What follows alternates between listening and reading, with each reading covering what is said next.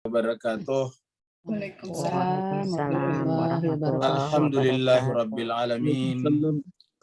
Alladzi nahmaduhu wa nasta'inuhu wa nastaghfiruhu wa natubu ilaih. Wa na'udzu billahi min syururi anfusina wa min sayyiati a'malina. May yahdihillahu fala mudhillalah wa may yudhlil fala hadiyalah. Asyhadu an la ilaha illallah wahdahu la syarikalah wa asyhadu anna Muhammadan abduhu wa rasuluh. Allahumma salli ala habibina wa syafiina wa maulana Muhammadin sallallahu alaihi wa alihi wasallam. Bapak Ibu yang sangat berbahagia, kita bersyukur kita bersua dalam keadaan sehat walafiat. Dan pada kesempatan petang hari ini kita akan menyelesaikan surat An-Nur kita, sekaligus menyelesaikan seluruh rangkaian tadabbur kita selama bulan suci Ramadan. Dan segera kita akan masuk ke screen kita karena Ustaz Tony Sanwani sudah standby bersama dengan kita. Tapi sebelum itu kita berharap kepada Bapak Ibu sekalian memanjatkan doa kepada Allah SWT. Karena sekarang di Palestina sedang terjadi perang yang cukup sengit. Saya baca barusan dari pihak Hamas, Jihad Islam, telah meluncurkan 1000-an lebih roket masuk ke Israel. Allahumma sholli ala Muhammad. Jadi kita lihat Israel sekarang ini seperti membara ya. Dan dikatakan Iron Dome itu telah runtuh. Jadi Gaza telah meluncurkan 1000-an lebih roket masuk ke dalam Israel. Nah, jemaah sekalian berbahagia, mudah-mudahan Allah SWT memberikan pertolongan kepada orang yang tertindas, orang yang terzalimi, sehingga mereka bisa mendapatkan hak-hak kehidupan mereka kembali seperti semula. Dan Allah SWT mempercepat kedatangan pelaksana tugas keadilan terhadap seluruh semesta. Jemaah sekalian, kita akan masuk ke screen kita dan kita persilakan kepada Ustaz Tony Sanwani memimpin kita membaca surat An-Nur, surat 24. Hari ini kita masuk ayat 53 sampai 64. Jadi 53 sampai 64. Kepada Ustaz Tony Sanwani kita persilakan dengan segala hormat. Fadhal Ton. Baik Ustaz. Ya. Assalamualaikum warahmatullahi wabarakatuh, Bapak Ibu semua. Waalaikumsalam warahmatullahi wabarakatuh. A'udzu billahi minasy syaithanir rajim. Bismillahirrahmanirrahim. A'udzu billahi minasyaitonir rajim. Bismillahirrahmanirrahim.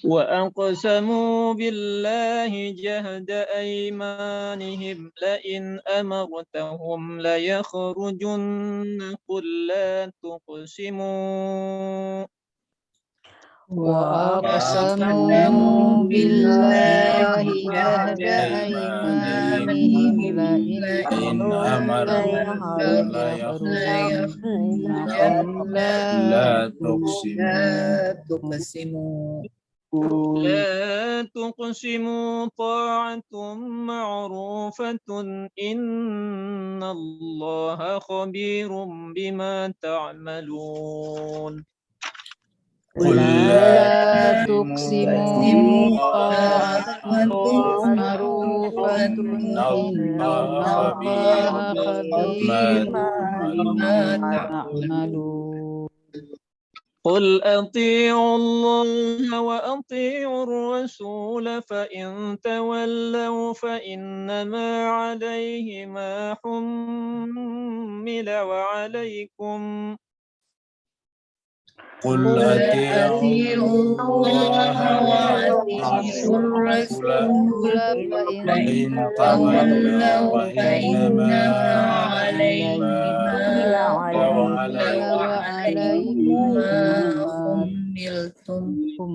وعليكم ما حملتم وإن تطيعوه تهتدوا وما على الرسول إلا البلاغ المبين وعليكم ما حملتم وإن تطيعوه تهتدوا وما على الرسول إلا البلاغ مبين.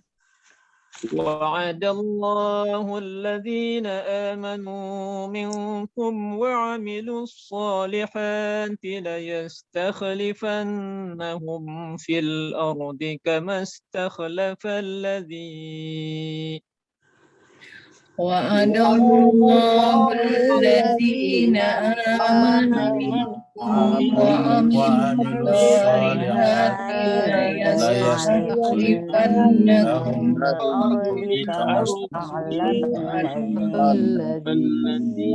كما استخلف كما استخلف الذين من قبلهم وليمكنن لهم دينهم الذي ارتضوا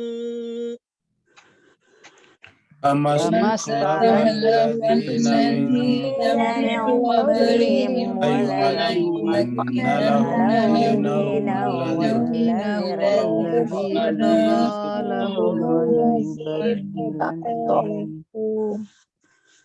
الذي ارتضى لهم وليبدلنهم من بعد خوفهم أمنا الذي ارتدى لهم وليبدلنهم بعد خوفهم أمنا يعبدونني لا يشركون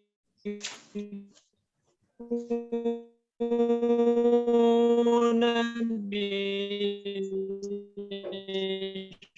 شيئا ومن كفر بعد ذلك فأولئك هم الفاسقون يعبدونني لا يشركون بي شيئا ومن كفر بعد ذلك فأولئك هم فاسقون.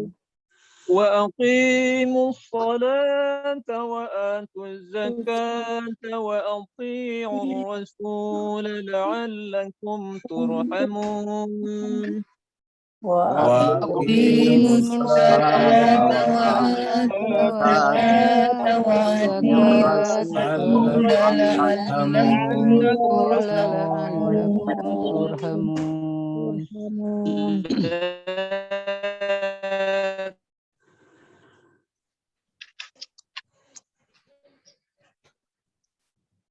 كفروا معجزين بئس المصير لا تحسبن الذين كفروا في الأرض ومأواهم النار ولبئس المصير. يا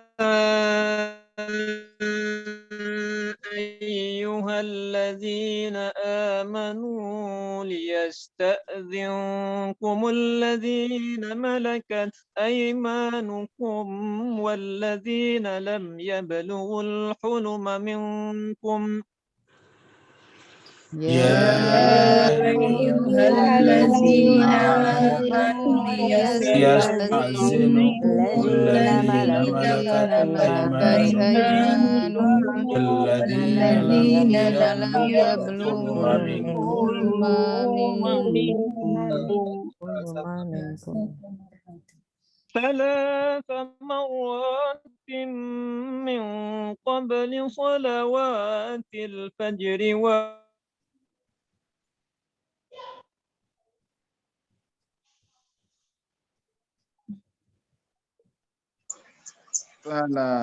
ثلاث مرات من قبل صلوات الفجر حين تدعون ثيابكم من ظهيرة ومن بعد صلاة العشاء.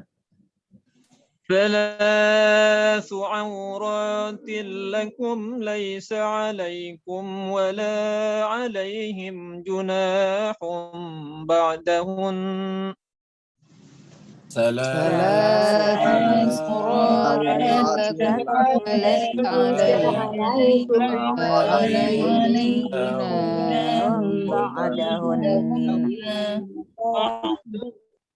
بعدهن طوافون عليكم بعضكم على بعض كذلك يبين الله لكم الآيات والله عليم حكيم بعدهن طوافون عليكم بعضكم على بعض كذلك يبين الآيات والله عليم حكيم وإذا بلغ الأطفال منكم الحلم فليستأذنوا كما استأذن الذين من قبلهم وإذا بلغ الأطفال منكم الحلم كما استأذن الذين من قبلهم كذلك يبين الله لكم آياته والله عليم حكيم كذلك يبين الله لكم آياته والله عليم حكيم والقواعد من النساء اللاتي لا يرجون نكاحا فليس عليهن جناح والقواعد من النساء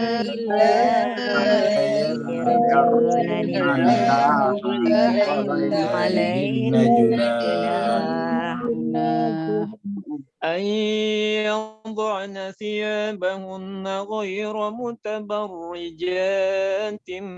بزينة وأن يستعففن خير لهن والله سميع عليم أن يضعن ثيابهن غير متبرجات بزينة وأن يستعففن خير لهن والله سميع عليم.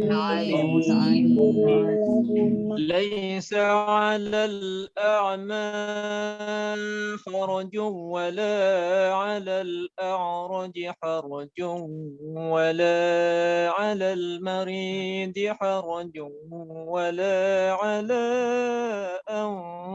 أنفسكم ليس على الأعمى ولا على الأعرج ولا على المريض ولا على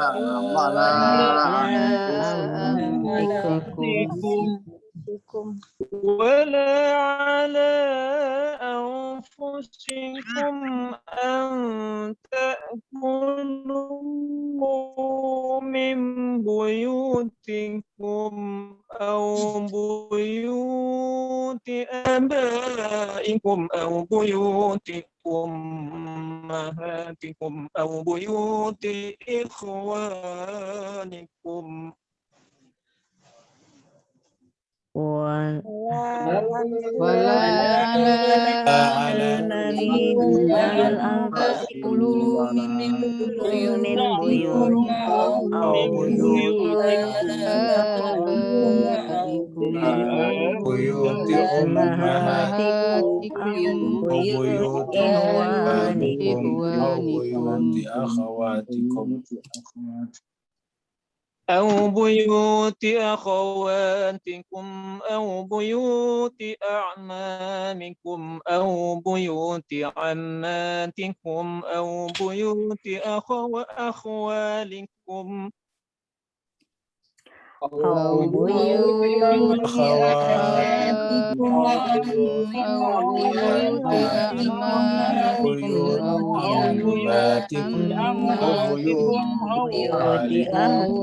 أخوالكم أو بيوت خالاتكم أو بيوت خالاتكم أو ما ملكتم مفاتحه أو صديقكم أو بيوت خالاتكم أو ما ملكت مفاتحه أو أو صديقكم ليس عليكم ليس عليكم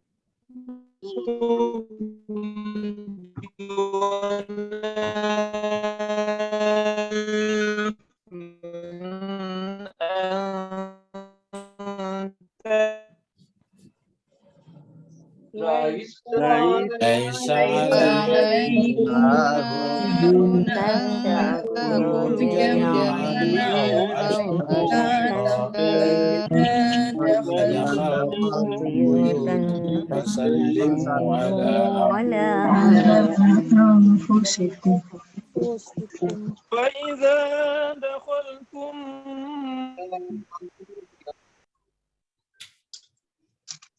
بيوتا فسلموا على من عند الله مباركة طيبة فإذا دخلتم بيوتا فسلموا على أنفسكم تحية من عند الله مباركة طيبة كذلك يبين الله لكم الآيات لعلكم تعقلون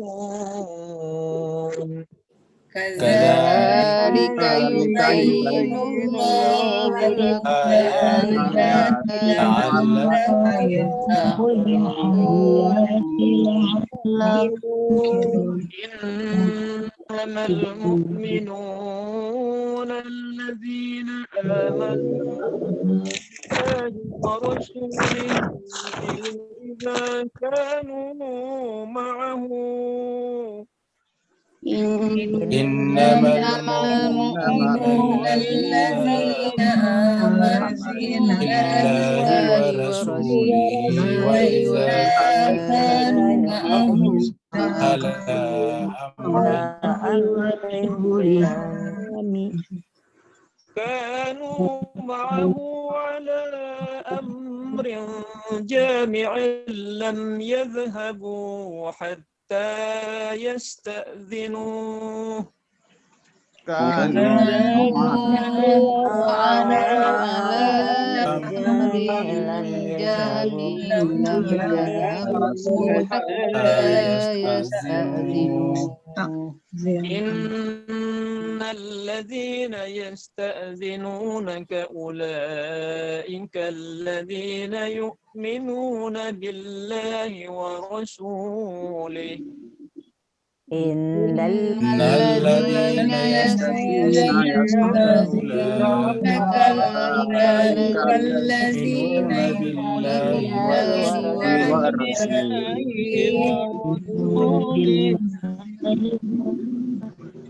فإذا استأذنوك لبعض شأنهم فأذن لمن شئت منهم واستغفر لهم الله فإذا استأذنوك لبعض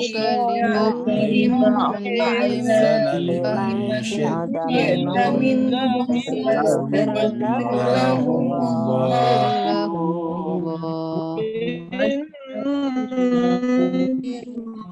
الله غفور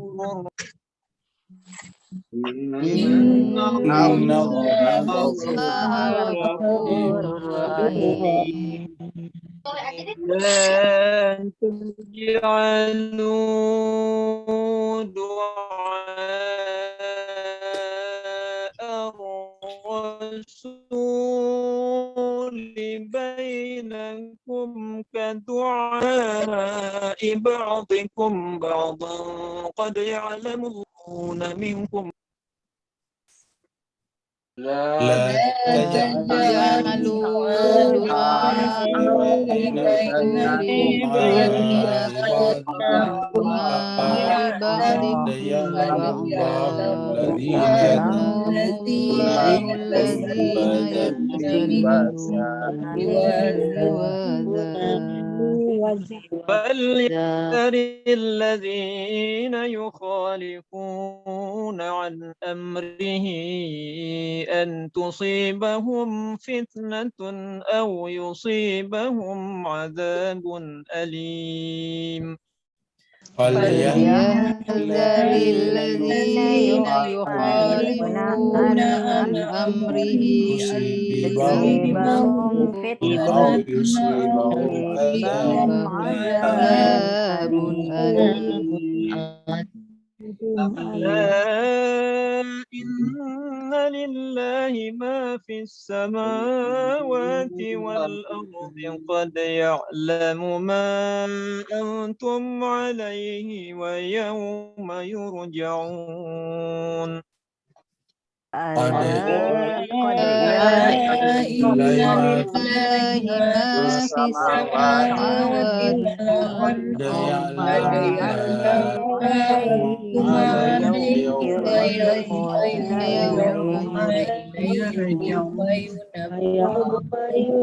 إليه فينبئهم بما عملوا والله بكل شيء عليم. إليه فينبئهم بما عملوا والله بكل شيء عليم. صدق الله العلي العظيم. صلوات الله العلي العظيم. Ya, maaf Ustaz. Ya, terima kasih banyak Ustaz Tony Sanwani. Semoga Allah SWT memanjangkan usianya dan nanti akan membuat kita senantiasa bersama ketemu di dalam kehidupan dunia ini, dan nanti kita akan berjumpa lagi sama-sama berkumpul nanti di yaumil akhirah. Juga kepada Bapak Ibu sekalian, semoga dengan keterlibatannya tadi membaca Al-Quran, Allah panjangkan umurnya sehingga kita nanti bisa berjumpa lagi di Ramadan tahun depan. Amin. Sekalian saya berbahagia, kita lanjutkan surat An-Nur kita, ayat-ayat terakhir yaitu ayat 53 sampai 64. An-Nur adalah surat yang ke-24, jumlah ayatnya 64 ayat, dan insya Allah sebentar lagi akan selesai. An-Nur artinya cahaya, cahaya yang surat ini diturunkan di Madinah dan karenanya disebut dengan surat Madaniyah. Sebelum kita lanjut, kita lihat lagi pengumuman bahwa insya Allah kita akan kembali berjumpa pada hari Senin tanggal 7 Juni 2021. Dan nanti kita akan berjumpa setiap pekan 3 kali pertemuan, yaitu Senin, Rabu, dan Jumat, setiap jam 19.30 sampai jam 21 waktu Jakarta atau waktu Indonesia Barat. Dan sekalian, tadi pagi kita sudah selesai di ayat 52.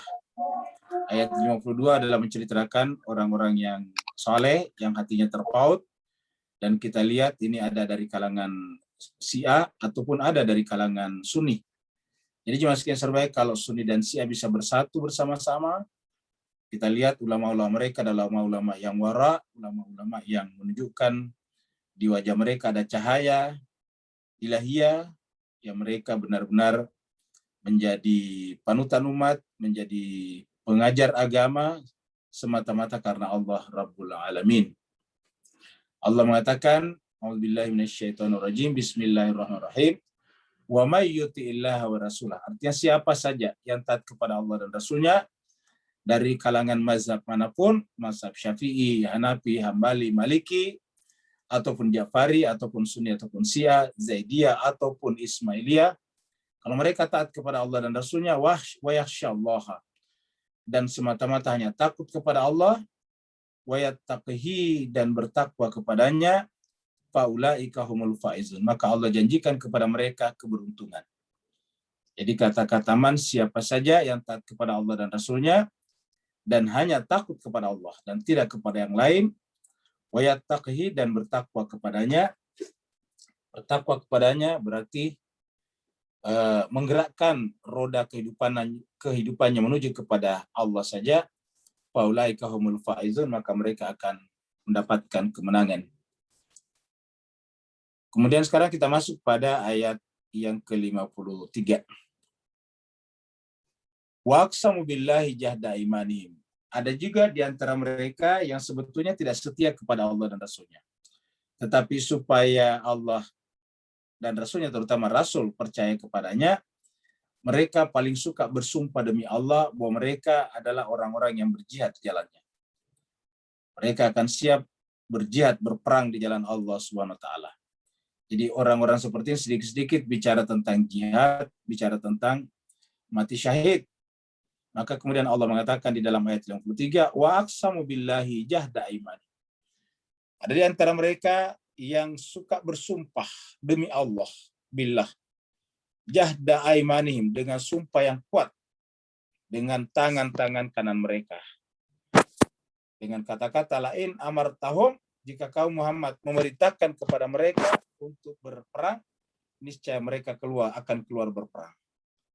Jadi mereka sedikit-sedikit bersumpah, kalau Rasulullah memerintahkan kami akan berperang, kami akan berperang. Jadi begitulah. Seakan-akan perang itu adalah merupakan jalan hidup mereka. Seakan-akan hanya mereka saja yang bisa berperang di jalan Allah. Mereka saja yang menyebutnya sebagai mujahidin. Qul, katakanlah Muhammad, ini jawaban Allah. Qul, katakan, jawablah Muhammad kepada mereka. La tuqsimu, tidak perlu kamu bersumpah. Tidak perlu bersumpah, cukup nanti pada saat benar-benar dibutuhkan, mereka sami'na wa ta'na, taat kepada Allah dan Rasulnya, seperti yang kita sebut tadi di ayat 52. Qul la tuqsimu, katakan kamu tidak perlu bersumpah.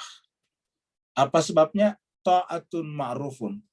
Ketaatan kepada Allah itu tidak perlu dengan sumpah. Ketaatan kepada Allah itu adalah dengan kebaikan, yaitu ketaatan kepada Allah adalah karena ketaatan itu telah menjadi temuan pikiran kita, telah menjadi rasa daripada jiwa kita. Jadi taat kepada Allah karena sudah sampai pada tingkat menemukan kebenaran, dan kemudian kebenaran itu telah dirasakan, sudah sampai pada tingkat zauq namanya. Sudah merasakan bahwa kebenaran itu adalah kenikmatan. Sehingga orang seperti ini tidak perlu bersumpah, begitu Allah dan Rasulnya memerintahkannya, maka mereka taat kepada Allah dan Rasulnya. Innallaha khabirun bima ta'malun. Sungguhnya Allah SWT mengetahui, khabirun, apa saja yang kalian kerjakan, bima ta'malun. Jadi Allah tahu isi hati setiap hambanya. Qul ati'ullaha wa ati'ur rasul. Katakanlah, taatlah kepada Allah dan taatlah kepada Rasulnya. Dikatakanlah, qul ati'ullaha wa ati'ur rasul. Taatlah kepada Allah dan taatlah kepada Rasulnya. Jadi intinya adalah taat kepada Allah dan taat kepada Rasulnya. Dan ketaatan kepada Rasul tidak bisa dipisahkan kepada ketaatan kepada Allah. Apa sebabnya? Karena Rasul yang dimaksud di sini adalah pilihan Allah. Rasul di sini adalah utusan Allah Subhanahu wa taala. Karena Rasul adalah utusan Allah, maka taat kepada Rasul hakikatnya taat kepada Allah. Begitulah seterusnya. Kalau ada orang yang dipilih oleh Rasul, maka taat kepada orang itu juga akan sama dengan taat kepada Rasul. Dan taat kepada Rasul sama dengan taat kepada Allah. Jadi qul ati'ullaha wa ati'ur rasul. Fa in tawallau, kalau kamu berpaling, fa innama alaihi ma hummila. Kalau kalian berpaling, ya tidak ada masalah, itu urusan kalian. Bapak Ibu jemaah sekalian, ayat ini sekaligus menjelaskan kepada kita yang sering kita katakan bahwa dalam hal agama tidak boleh kita paksa orang lain. Walaupun orang lain itu adalah orang dekat kita. Apa sebabnya? Agama itu tadi, ketaatan yang penuh dengan kebajikan. Ta'atun ma'rufun tadi. Maka fa'in tawallau, kalau kalian berpaling, maka ketahuilah bahwa sesungguhnya alaihi, kewajiban Muhammad adalah mahummila, apa yang dibebankan kepadanya. Jadi Muhammad nanti di akhirat dimintai pertanggungjawaban sesuai dengan beban yang dipikulnya. Sesuai dengan apa yang dibebankan Allah kepadanya. Apakah amanah Allah kepadanya itu ditunaikan atau tidak?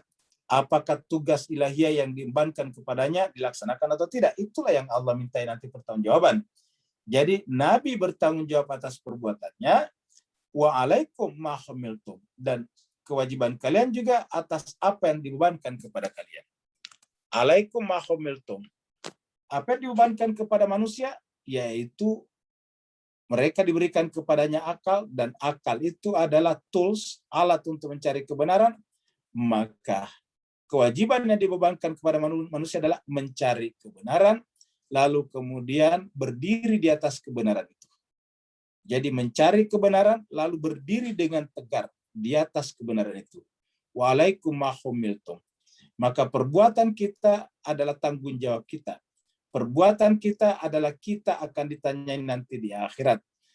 Dan kita tidak dimintai pertanggungjawaban tentang apa yang Nabi Muhammad lakukan. Nabi juga begitu, tidak dimintai pertanggungjawaban tentang pilihan kita. Maka Nabi Nuh tidak dimintai pertanggungjawaban atas pilihan istri dan anaknya. Nabi Lut juga tidak dimintai pertanggungjawaban atas istrinya. Masing-masing bertanggung jawab atas perbuatannya. Fa innama alaihi ma hummila wa alaikum ma hummiltum. Wa in tuti'uhu tahtadu. Kalau kamu mengikutinya, mentaatinya, maka berarti kamu mengikuti petunjuk. Wa ma 'alar rasul, dan tiadalah kewajiban, diulangilah, dipertegas. Wa ma 'alar rasul, dan tidak ada kewajiban bagi rasul kecuali al-balag, menyampaikan saja. Al-balag itu menyampaikan dengan penyampaian yang nyata. Jadi kewajiban Nabi hanya menyampaikan, dan itu juga tugasnya para ulama, para warasatul anbiya. Jemaah sekalian, gambar ini pasti semua orang kenal. Gambar ini pasti semua orang mengenalnya. Semua orang kenal gambar ini. Ya. Karena gambar ini adalah terabadikan di dalam kitab-kitab sejarah dan kitab-kitab hadis, baik Sunni ataupun Syiah, bahwa sepulang dari Haji Wada, Nabi bersama sahabat-sahabatnya kembali ke Madinah dan sampai di suatu tempat namanya Ghadir Khum. Lalu kemudian Allah menurunkan kepadanya sebuah ayat yang mengatakan, ya ayyuhar rasul balligh ma unzila ilaika min rabbik fa illam taf'al fama ballaghta risalatah. Wahai Rasul, sampaikanlah apa yang Allah turunkan kepadamu. Kalau kamu tidak menyampaikannya, maka risalah tidak sampai. Semua sepakat bahwa surat Al-Maidah adalah surat terakhir yang turun, dan berarti yang dimaksud disampaikan di situ bukan Al-Quran. Karena Al-Quran dalam bentuk tulisan-tulisan ini, atau dalam bentuk kata-kata, sudah disampaikan Nabi sejak di Mekah. Sedangkan Al-Maidah surat terakhir turun. Maka yang dimaksud di situ adalah sebuah ayat yang turun di surat Al-Maidah, yaitu ayat 55 tentang wali sepeninggal Nabi Muhammad sallallahu alaihi wa alihi. Maka kemudian sampai di sana, singkat cerita, Nabi pun setelah selesai salat zuhur, di depan seratusan ribu orang, riwayat mengatakan seratusan ribu, riwayat paling kecil 72.000. Lalu kemudian Nabi mengangkat tangannya Sayyidina Ali bin Abi Thalib, lalu kemudian mengatakan, man kuntu maulahu fahada aliyun maulah. Siapa yang selama ini menjadikan aku maulanya, maka Ali ini adalah maulanya. Semua terima ini. Bedanya ialah kalau di kalangan Ahlus Sunnah dianggap itu sebagai bukti bagaimana Nabi mendeklarasikan keutamaan Ali bin Abi Thalib, sehingga kemudian nantinya secara aklamasi diangkat sebagai khalifah yang keempat, Khulafaur Rasyidin yang keempat. Sedangkan dari kalangan Syiah Ahlul Bait Nabi menganggap bahwa itu adalah deklarasi kepemimpinan setelah Nabi nanti wafat. Karena hanya 3,5 bulan atau kurang lebih 3 bulan setelah kejadian ini, Nabi pun berpulang ke rahmatullah. Dan sebelum berpulang ke rahmatullah setelah kejadian ini, turunlah ayat terakhir yang mengatakan, al-yauma akmaltu lakum dinakum wa atmamtu alaikum nikmati. Baru ada kata-kata wa raditu lakumul Islam madinah. Dan aku redho aku ridho Islam sebagai agama kalian setelah kejadian ini. Maka jemaah sekalian, mari kita cermati ayat 55. Allah berfirman, wa'adallahu alladhina amanu minkum. Allah telah menjanjikan ini. Wa'adallahu, Allah telah menjanjikan. Jadi ini adalah janji Allah. Dan ingat jemaah sekalian, kalau Allah berjanji tidak mungkin ingkar. Innallaha la yukhliful mi'ad. Allah tidak pernah ingkar janji. Wa'adallah, dan Allah telah menjanjikan kepada siapa? Alladzina amanu, orang beriman di antara kalian. Alladzina amanu minkum. Penggunaan kata alladzina amanu minkum berarti sepertinya tidak semua, karena ada kata-kata alladzina amanu minkum. Wa amilus solihati. Biasanya kalau tidak umum tidak ada minkumnya. Cukup alladzina amanu wa amilus solihati. Alladzina amanu wa amilus solihati. Tapi di sini ada kata minkum. Alladzina amanu minkum wa amilus solihati la yastakhlifannahum. Janjinya apa? La yastakhlifannahum. Ini lamnya taukid. Ini lam taukid namanya. Ini lam taukid. Ya. Artinya pasti la yastakhlifannahum. Allah pasti akan mengangkat, menjadikan mereka khalifah di muka bumi. Ya, mereka akan menjadikan mereka sebagai khalifah di muka bumi. Allah menjadikan mereka sebagai khalifah di muka bumi. Fil ardi, di muka bumi. Kama stakhlafal ladzina min qablihim, sebagaimana mereka telah menjadi khalifah sebelumnya. Kama stakhlafal ladzina min qablihim. Wala yumakkinannahum, wala yumakkinanna lahum, dan Allah akan berikan. Wala yumakkinanna lahum, dan Allah akan meneguhkan, menguatkan lahum bagi mereka dinahum, agama mereka. Alladzir tada, yang Allah ridhoi. Yang tadi, waraditu lakumul Islam madinah. Alladzir tada lahum wala yubaddilannahum, dan Allah akan menggantikan keadaan mereka mimba di khaufihim, setelah selama ini penuh dengan ketakutan, dicaci maki, disesat-sesatkan, dikejar-kejar, dibunuh, pemimpinnya dibunuh satu persatu, menjadi apa? Menjadi amna, menjadi aman.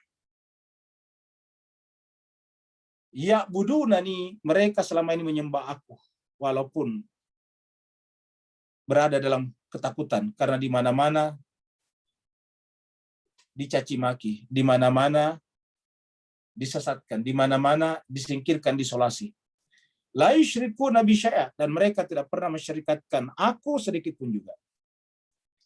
Jelas berbahagia, kita saksikan sekarang perlawanan yang sengit daripada Palestina.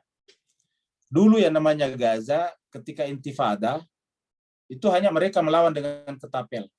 Mereka melawan dengan batu saja, lemparan-lemparan batu. Tapi Bapak Ibu sekalian, sejak 2 malam yang lalu, ketika Gaza diserang roket dengan Israel, tiba-tiba timbul perlawanan.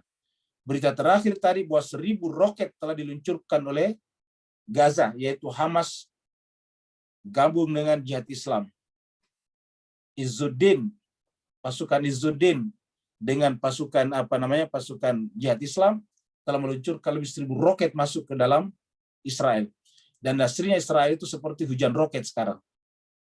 Mereka sekarang panik luar biasa. Jadi Mas Saudara, apakah ini tanda? Dalam surat Al-Isra yang telah kita baca, tanda yang paling nyata nanti adalah Al-Aqsa, Al-Quds. Dan sekaligus tanda yang paling nyata adalah melawan Israel. Yang melakukan arogansi. Wa qadaina ila bani Israila. Kami telah menetapkan bahwa nanti akan ada dari Bani Israel yang benar-benar la tufsiduna fil ard, akan melakukan kerusakan di muka bumi. La tufsiduna fil ardi marratain wa la ta'lunna uluwan kabira. Dan mereka melakukan kearoganan, kesombongan yang sombong-sombongnya. Dan jelas geser bahagia, tiba-tiba sekarang Hamas bisa punya roket. Dan orang-orang Hamas berterima kasih kepada Iran yang telah membantu mereka. Mereka sekarang sudah tidak melawan pakai ketapel lagi, tapi melawan pakai roket. Ya, seperti mana juga yang dilakukan, yang dimiliki oleh Hizbullah di Lebanon. Nah, jadi kita lihat jemaah sekalian berbahagia, hari-hari ini kita menyaksikan perang ini yang terjadi sekarang di sana.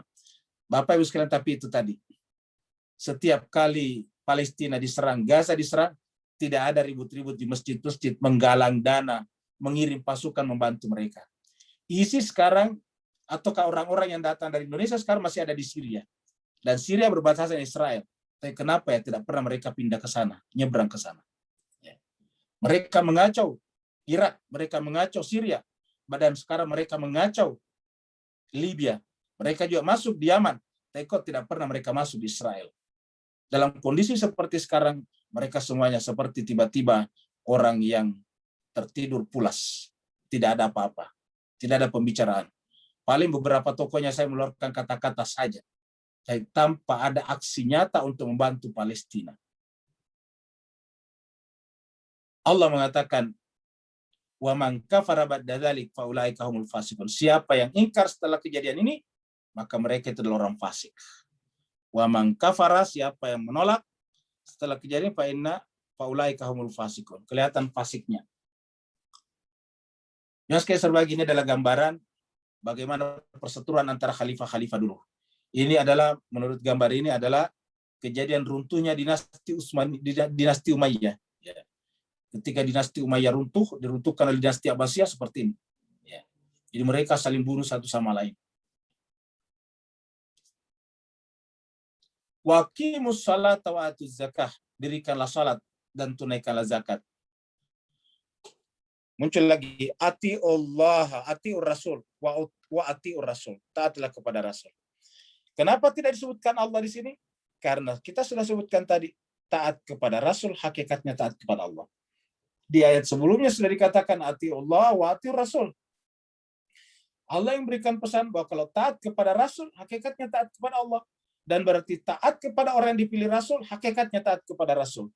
Dan hakikatnya juga taat kepada Allah. Jadi salat ini harus dibuktikan dengan zakat. Zakat artinya apa? Mensucikan diri kita supaya kita menemukan kebenaran secara objektif dan rasional. Setelah itu kita berdiri tegar di sana. Baru kemudian pasti kita berada di belakang Rasul. Kenapa? Rasul membawa kebenaran. La'allakum turhamun. Mudah-mudahan dengan begitu kalian dirahmati oleh Allah SWT. La tahsabanna alladziina kafaru. La tahsabanna alladziina kafaru. Jangan kamu kira bahwa orang-orang kafaru, orang-orang yang tadi disebutkan menolak tadi itu, mujizina fil ardh, bisa melemahkan rencana-rencana Tuhan di muka bumi. Jangan kira bahwa orang kafir itu bisa membuat bagaimana hebatnya sekarang Israel dengan didukung oleh negara-negara besar seperti Amerika Serikat, Inggris dan sebagainya, didukung oleh lembaga-lembaga dunia, bahkan semua negara hampir semuanya diam terhadap Palestina. Ya, hampir diam terhadap kejahatan Israel. Bahkan negara-negara Arab sekarang membuka diplomasi yang terbuka dengan Israel. Dan setelah terbuka diplomasi dengan Israel, sekarang apa yang mereka lakukan? Mereka sekarang menggadaikan Palestina. Mereka menjual nyawa Palestina kepada Israel dengan keuntungan demi keselamatan kerajaan-kerajaan mereka. Jemaah sekalian berbahagia, Allah mengatakan mereka tidak bisa melemahkan rencana Tuhan di muka bumi. Apa kata Allah? Wa ma'wahumun nar, tempat mereka adalah di neraka. Wala bi'sal masir, dan tempat mereka adalah, dan itulah tempat terburuk, tempat kembali yang terburuk, yaitu neraka. Wala bi'sal masir, dan neraka itu adalah seburuk-buruk tempat kembali. Jemaah sekalian berbahagia, ayat berikutnya berbicara tentang pembagian waktu. Jadi kita lihat bahwa Islam itu benar-benar menghargai namanya asas legalitas, atas hukum. Semuanya harus berdasarkan aturan, berdasarkan peraturan. Jadi semuanya harus berjalan berdasarkan peraturan. Jadi ulangi, peraturan. Sedemikian ketatnya peraturan dalam Islam, bahkan bukan hanya masuk ke dalam rumah yang diatur seperti yang telah kita bahas sebelumnya, tetapi di dalam rumah pun diatur. Antara orang tua dengan anak-anaknya, antara orang tua dengan orang-orang yang tinggal di rumahnya, semuanya ada aturannya. Berikutnya kita akan berbicara tentang bahwa di dalam rumah sendiri ada 3 aurat, namanya waktu aurat. Yaitu di sini kita lihat sebelum subuh, setelah zuhur dan isya. Mari kita lihat ayatnya. Ya ayyuhalladzina amanu, wahai orang beriman, liyasta'zinakum, hendaklah minta izin kepada kalian. Jadi orang beriman. Hendaklah minta izin kepada kalian. Siapa? Alladzina, orang-orang yang malakat aimanukum, yang menjadi pembantu-pembantu kamu, yaitu budak-budak kalian. Atau siapa saja yang bukan anggota keluarga kamu. Maksudnya bukan keluarga darah, tapi adalah orang yang tinggal di sana. Walladzina lam yablughul huluma minkum, dan orang-orang yang waladina orang-orang yang lam yablughu yang belum sampai dewasa. Hulum itu mimpi. Minkum di antara kalian pada 3 kali kesempatan. Salasa marratin. Jadi waladina lam yablughul huluma minkum salasa marrat. Jadi hendaklah minta izin. Pertama adalah malakat aimanukum, biasa diartikan dengan budak. Walladzina lam yablughu, dan siapa saja dan orang-orang yang belum mencapai umur akil balik. Jadi masih anak-anak, minkum di antara kalian. Artinya minkum itu bisa dari anak sendiri, atau bisa saja kita ada anak yatim di rumah yang belum mencapai usia balik. Hendaklah minta izin pada 3 kali masa.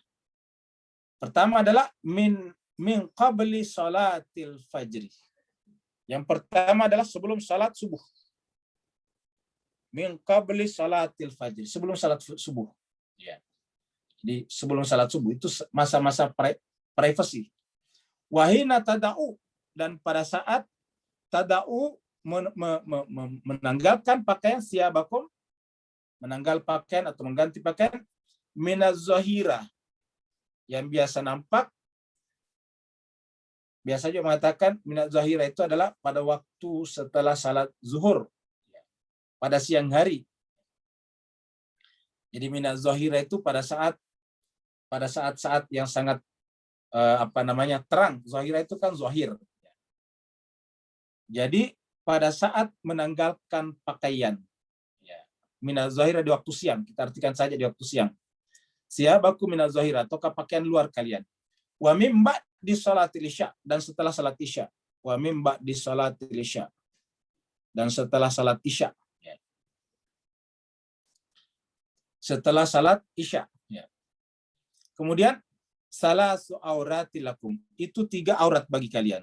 Salasu auratil lakum. Jadi Bapak Ibu sekalian, saya kira tidak ada peraturan atau agama yang mengatur serinci ini.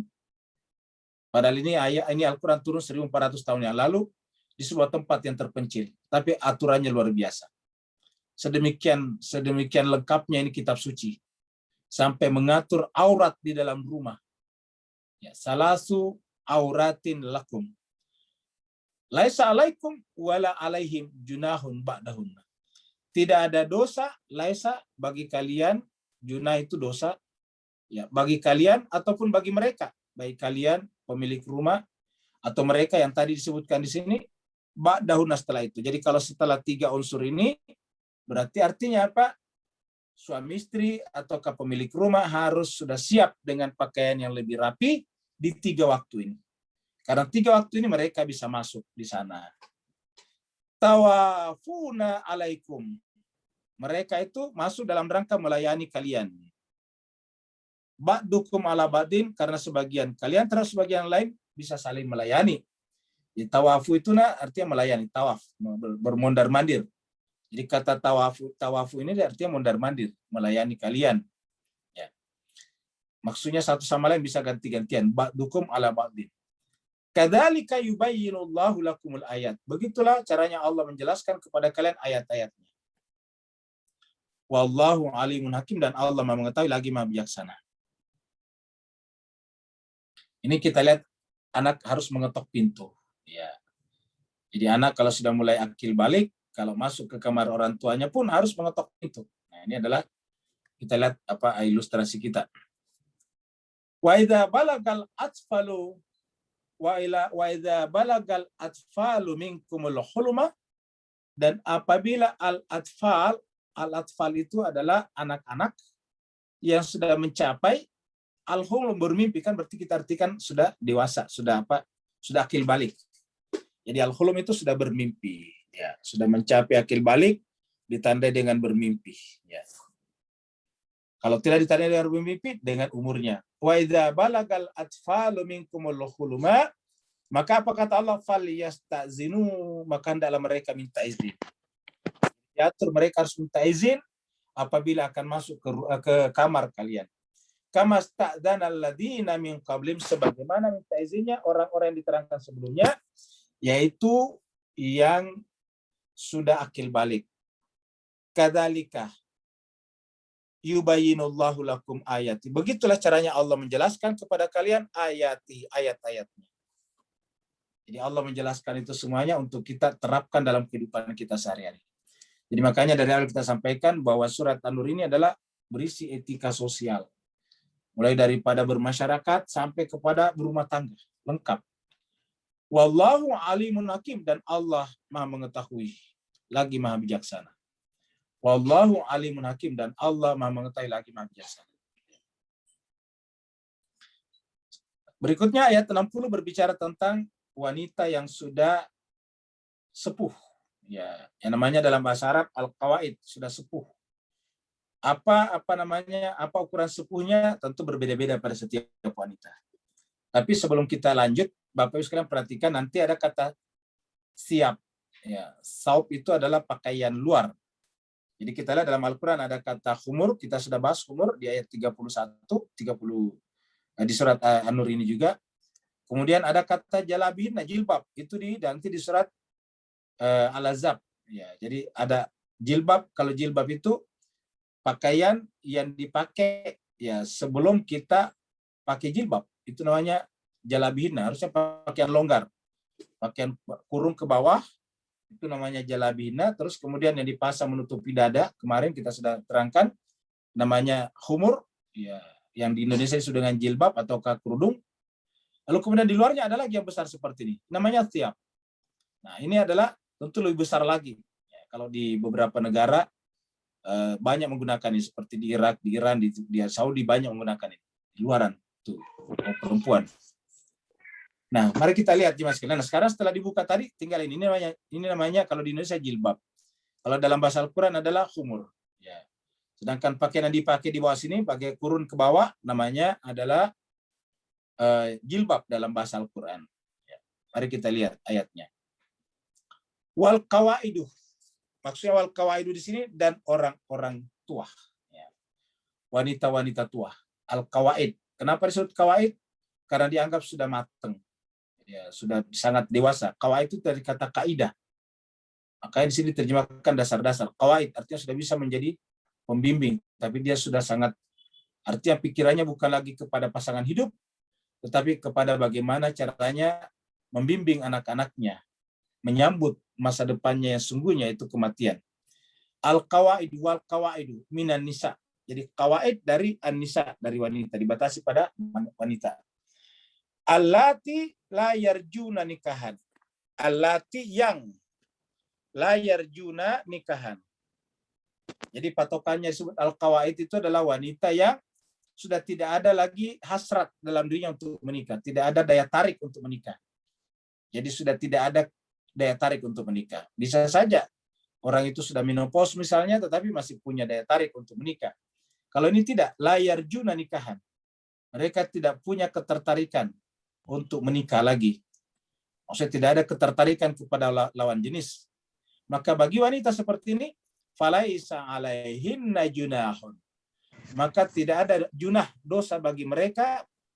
Ya, falaisa tidak ada dosa bagi mereka an yada'na thiyabahunna, untuk meletakkan pakaian mereka. Ini kata-kata siap dari kata saub, thiyabahunna.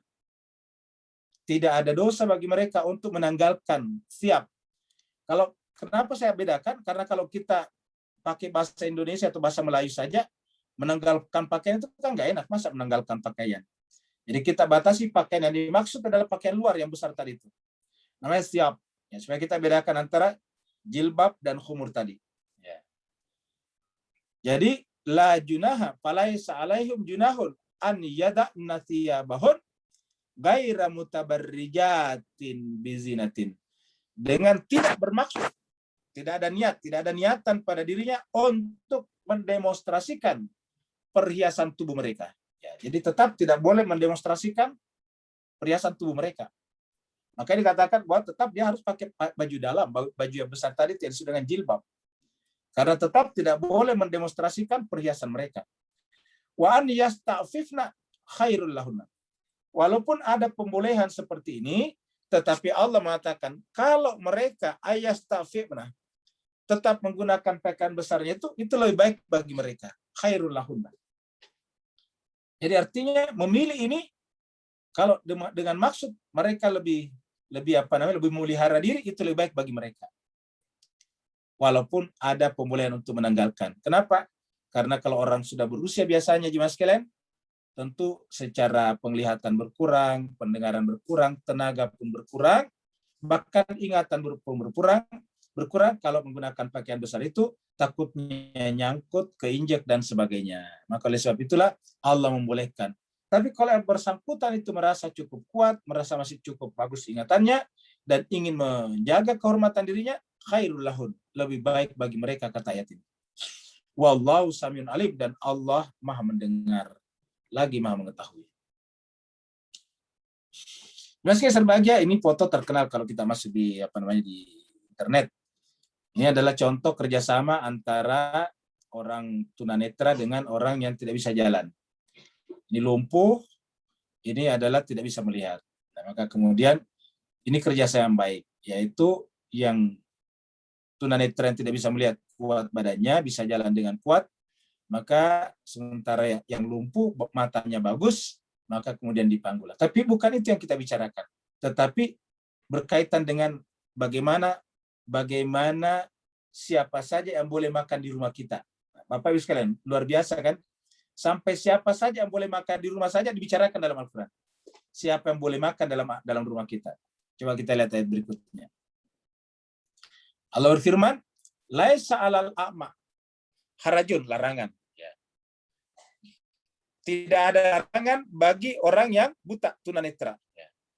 Wala alal a'raj, dan juga bukan orang yang lumpuh, pincang. Tidak ada juga dosa. Haraj itu dosa, larangan.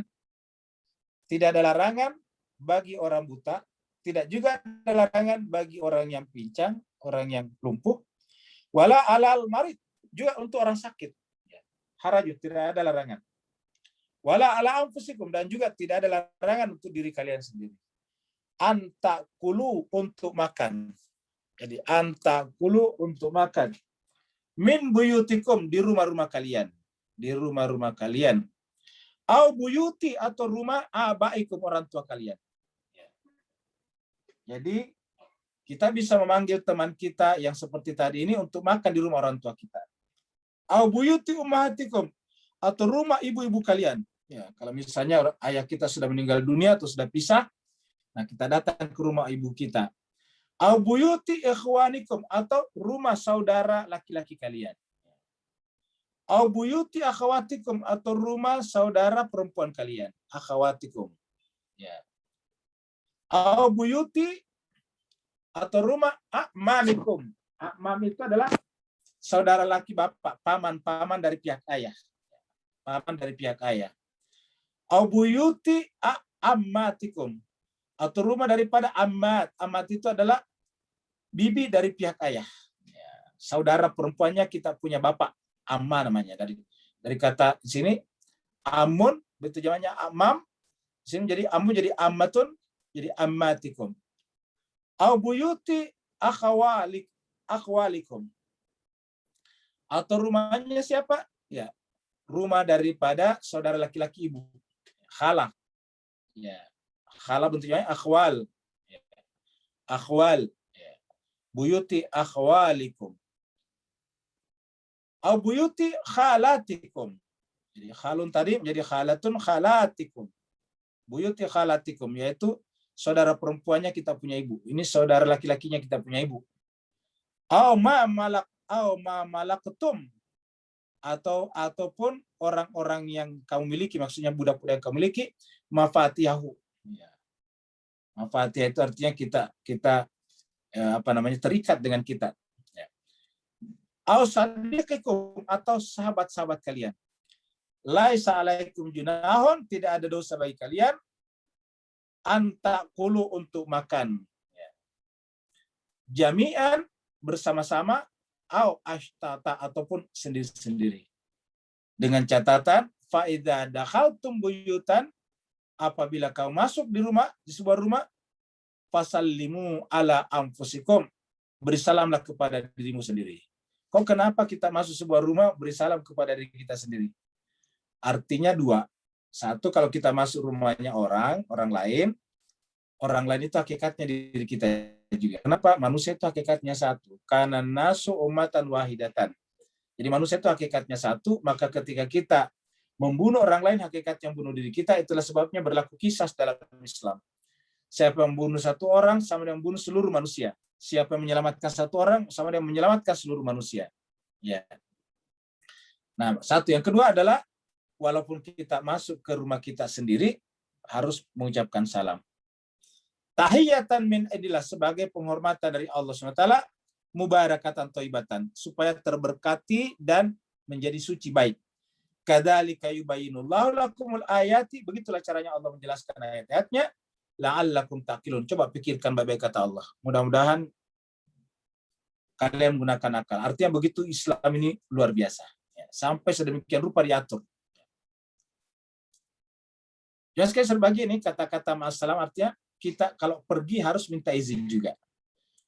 Meninggalkan majelis kita bersama, kita pergi, tidak boleh nyelonong begitu saja berdasarkan ayat berikut ini. Ya, ini ilustrasinya. Innamal mu'minuna alladzina amanu. Innamal mu'minuna, sungguhnya orang-orang beriman ialah, ya, innamal mu'minuna artinya hanya saja orang mukmin itu tandanya ialah alladzina amanu, yaitu orang yang beriman kepada Allah, wa rasuli, dan rasulnya, wa iza kanu, dan apabila mereka itu ada ma'ahu, bersamanya, bersama siapa? Rasul. Tentu setelah Rasul adalah warasatul anbiya. Wa idza kanu ma'ahu, apabila mereka bersama Rasul, ala amrin, dalam suatu perkara, jamin dan berkumpul, maksudnya berkumpul bersama Rasul. Ya. Lam yadhhabu hatta yasta'zinu. Hendaklah mereka tidak pergi sebelum mereka minta izin kepada Rasul tersebut. Ya.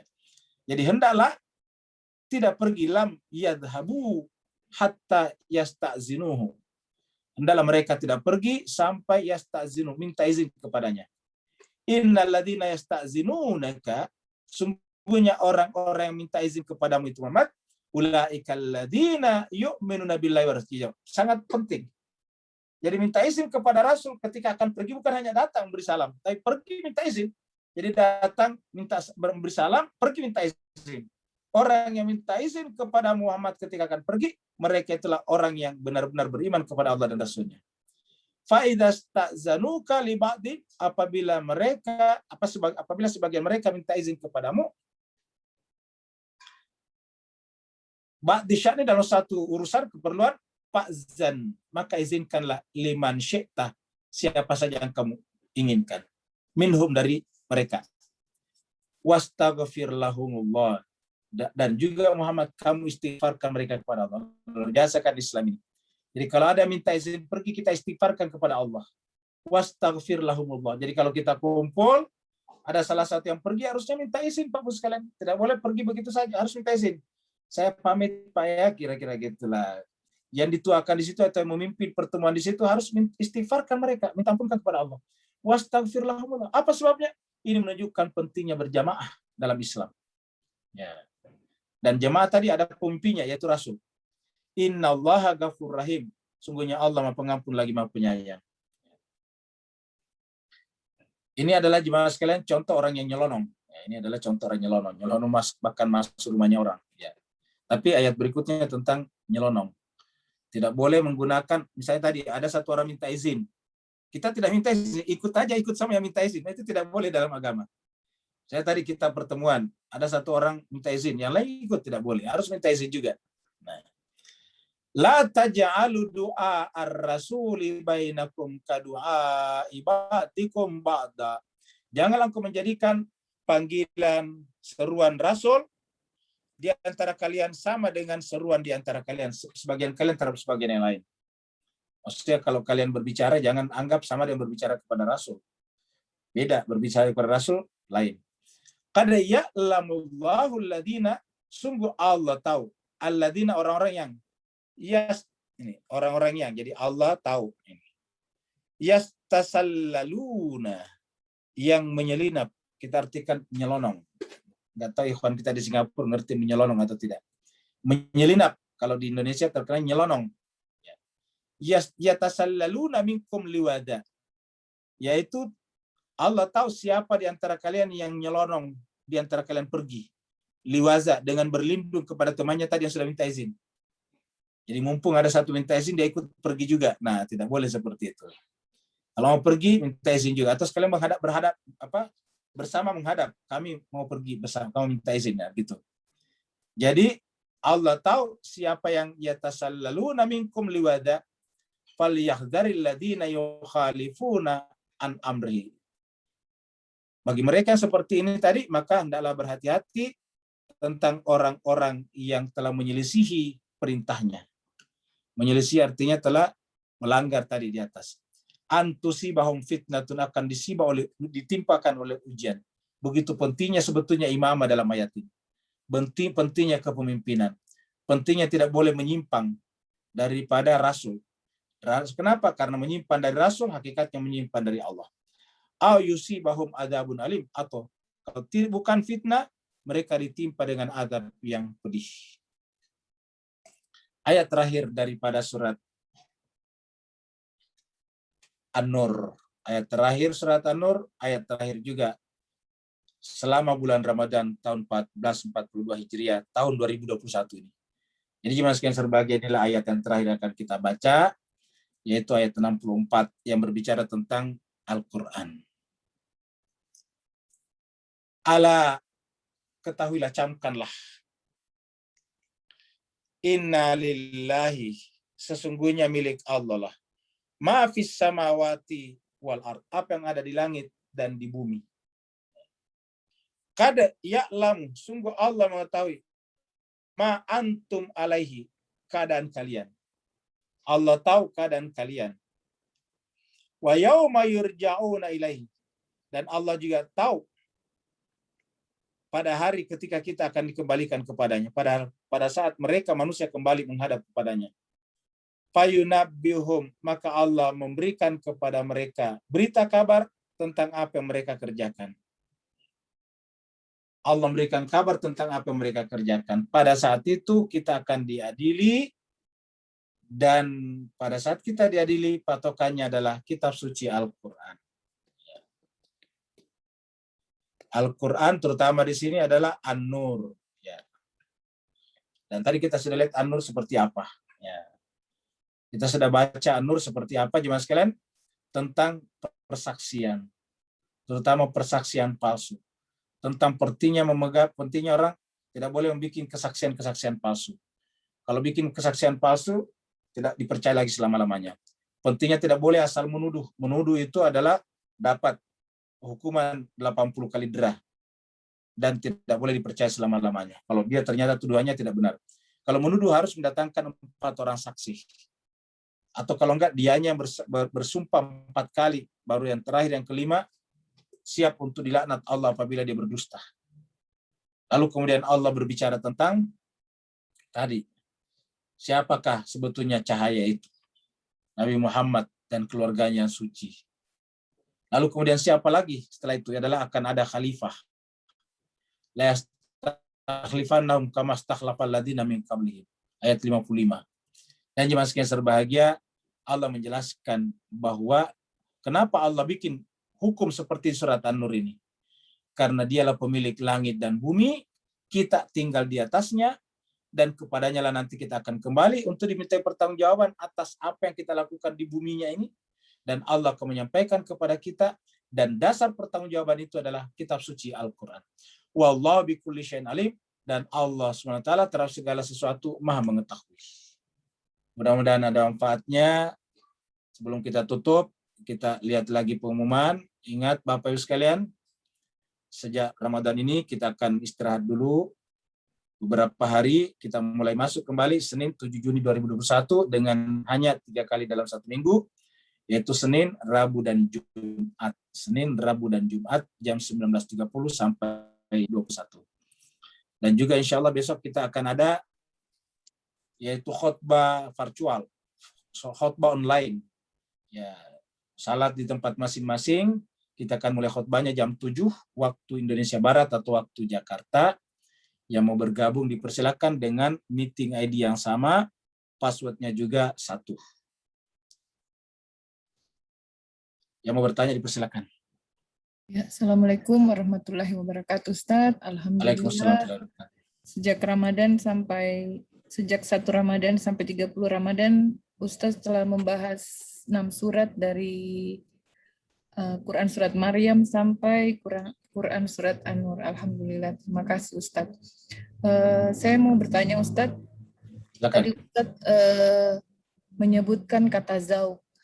Zauq sering sekali disebutkan dalam pelajaran tasawuf atau irfan Ustaz. Saya mau bertanya apakah zauq itu sama dengan zaikatul yang pada ayat kullu nafsin zaikatul maut. Kemudian arti zauq sebenarnya apa?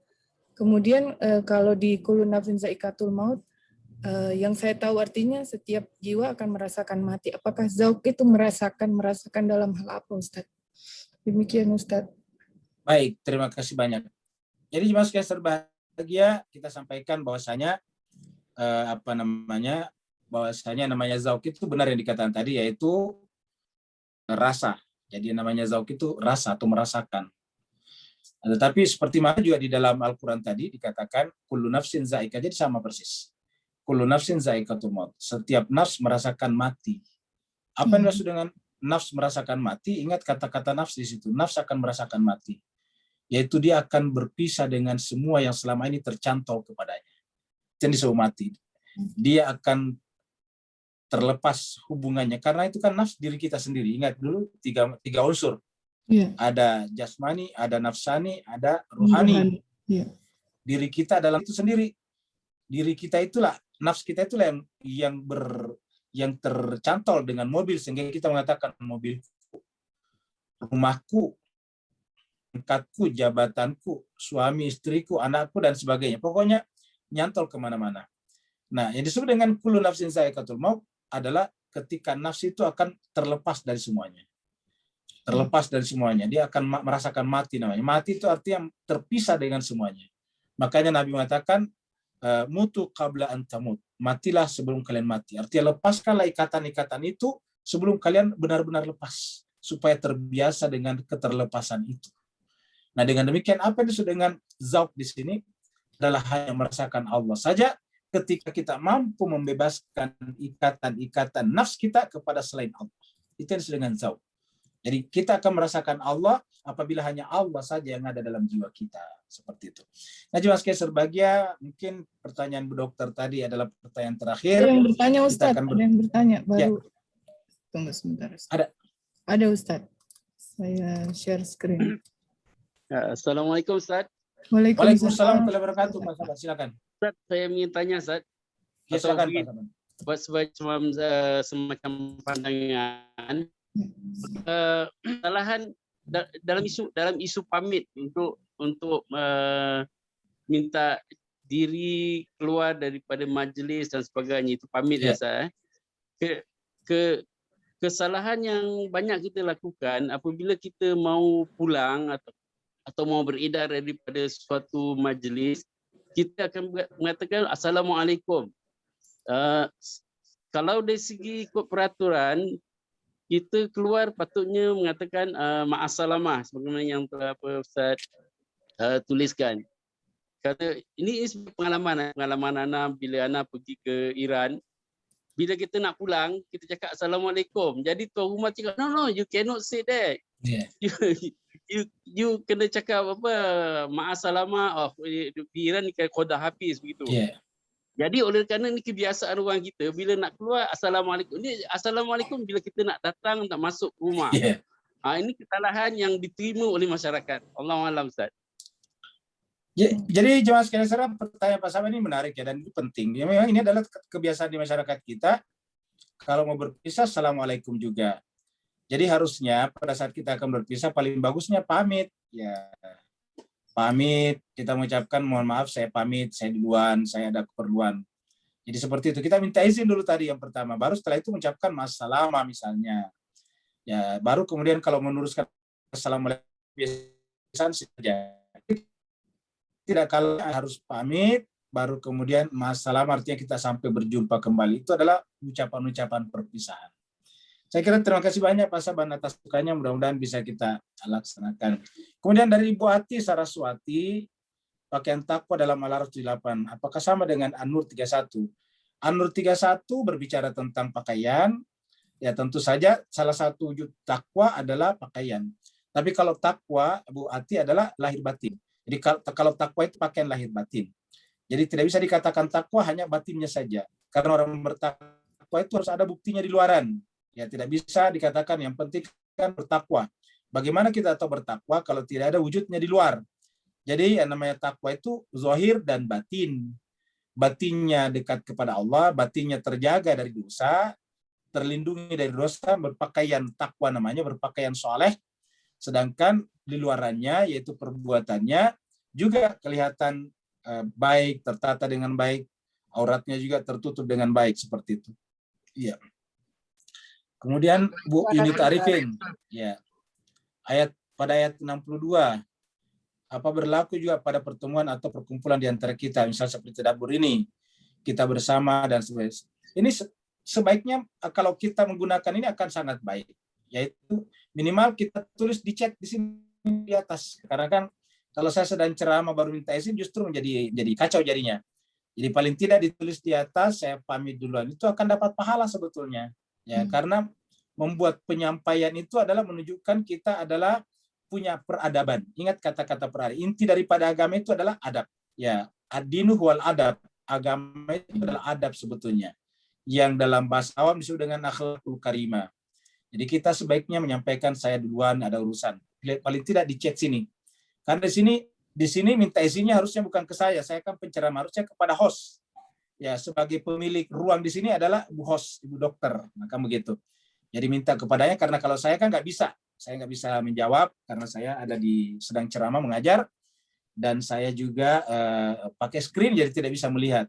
Jadi paling tidak melalui hostnya, nanti hostnya yang jawab. Nah, jadi begitulah Mas. Jadi pemilik ruang itu sebetulnya adalah host. Ya, penceramah ibaratnya cuma guru yang diundang saja. Ya, kira-kira begitu. Jadi pemilik host, pemilik room adalah host. Jadi dengan demikian lalu lintas itu dipantau dan diatur oleh host. Assalamualaikum Terima kasih Ustaz. berbahagia karena ya silakan Pak Nur ya. Afwan Ustaz. Berbalik kepada ayat 35 Ustaz, satu Ya, soalan. Ya. Saat Allah kata laisa kamitsli syai', tapi kemudian Allah kata kat situ Allah nurus sama. Tiba-tiba dalam misali ni timbul perkataan syajaratun mubarakatun zaitun dan semuanya muannas. Boleh beri pencerahan batiniahnya Ustaz? Afwan barakallahu fiik. Maaf saya batin semua. Baik, terima kasih banyak Pak Nur Usman dari Malaya Singapura. Jadi Mas Keser bahagia. Jadi ada kata atau ada ayat di ayat surat lain mengatakan laisa kamitsli syai'un. Jadi Allah itu tidak punya misal. Bahkan dua kata di situ, laisa kamitslihi. Bahkan artinya ka itu seperti misal. Jadi artinya kita bikin misal pun tidak bisa seperti. Jadi laisa kamitslihi. Ya, tidak. Jadi tidak ada yang seperti misalnya. Jadi kita bikin permisalan pun tidak akan seperti. Begitu dalamnya kata-kata itu. Bukan hanya tidak ada sepertinya, tetapi membuat seperti Tuhan pun tidak ada, membuat perumpamaan tentang Tuhan pun tidak akan pernah bisa. Ya, itu namanya laisa kamitslihi syai'un. Nah, dengan demikian bagaimana ketika Allah mengatakan nurun ala nurin, ataukah Allahu nurus samawati wal ardh. Jadi kata-kata Allahu nurus samawati wal ardh itu pasti adalah perumpamaan kepada Nabi Muhammad sebetulnya. Bahwa nurus samawati wal ardh itu adalah Rasulullah. Lalu kemudian nurun ala nurin, posisinya Allah, katakan Allah itu nurun ala nurin, dia adalah cahaya di atas cahaya. Artinya bahwa cahaya Muhammad itu adalah hakikatnya adalah cahaya Allah. Jadi cahaya Muhammad adalah cahaya Allah. Jadi nurun ala nurin adalah Allah, kemudian yang paling terang di bawahnya adalah Rasulullah. Dengan demikian Rasulullah disebut dengan rahmatan lil alamin. Jemaah sekalian berbahagia, saya kira karena kita dengarkan azan sudah berkumandang, kita akhiri sampai di sini. Bapak Ibu sekalian, saya pertama-tama untuk mengucapkan terima kasih banyak kepada Ibu Dr. Aryani yang telah menyertai kita. Bapak Ibu sekalian, selama 30 hari ini luar biasa, 2 kali 1 hari tidak pernah beliau alpa dan selalu tepat waktu. 1 kali saya alpa Ustadz, digantikan sama Ya, tapi ada penggantinya ya.